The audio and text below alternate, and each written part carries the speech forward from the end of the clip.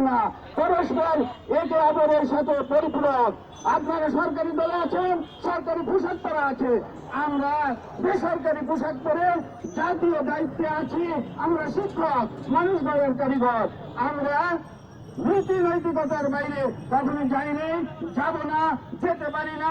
আমরা দীর্ঘ 15 দিন যাবৎ 15ই নভেম্বর থেকে আপনারা দেখেছেন আইন শৃঙ্খলা বাহিনীর বিভিন্ন সংস্থার ভাইয়েরা দেখেছে, গোয়েন্দা ভাইয়েরা দেখেছে, এনএসআই ভাইয়েরা দেখেছে, এনসির ভাইয়েরা দেখেছে, পুলিশ ভাইয়েরা তো সর্বক্ষণ আছেন। আমাদের একটা শিক্ষকের মুখ থেকেও কোন রকমের বেফাস কথা বের হয় নাই, রাষ্ট্রদ্রোহীমূলক কোন উস্কানিমূলক কোন কথা বার হয় নাই। এবং আমাদের বিশ্বাস, যারা বুনিয়াদী শিক্ষায় শিক্ষা দিয়ে থাকে তারা কখনো অসভ্য, অশ্লীল, রাষ্ট্রদ্রোহী কোনো কথা বলতে পারে না, কোনো কাজে শান্তিরিক্ত হতে পারে না। তারা জাতি গড়ার মানুষ। অতএব আমরা সর্বপ্রথম যে স্থানটায় দাঁড়িয়েছি, জাতির জনক বঙ্গবন্ধু শেখ মুজিবুর রহমান শুধুমাত্র একটা নামের মধ্যেই সীমাবদ্ধ নয়। মুজিব মানে একটা লাল সবুজের পতাকা, মুজিব মানে একটা স্বাধীন বাংলাদেশ।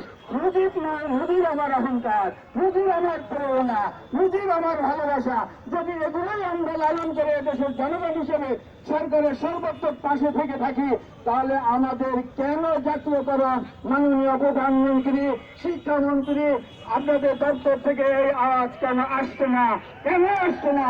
দুর্বলতা কোথায়? পদ্মা সেতু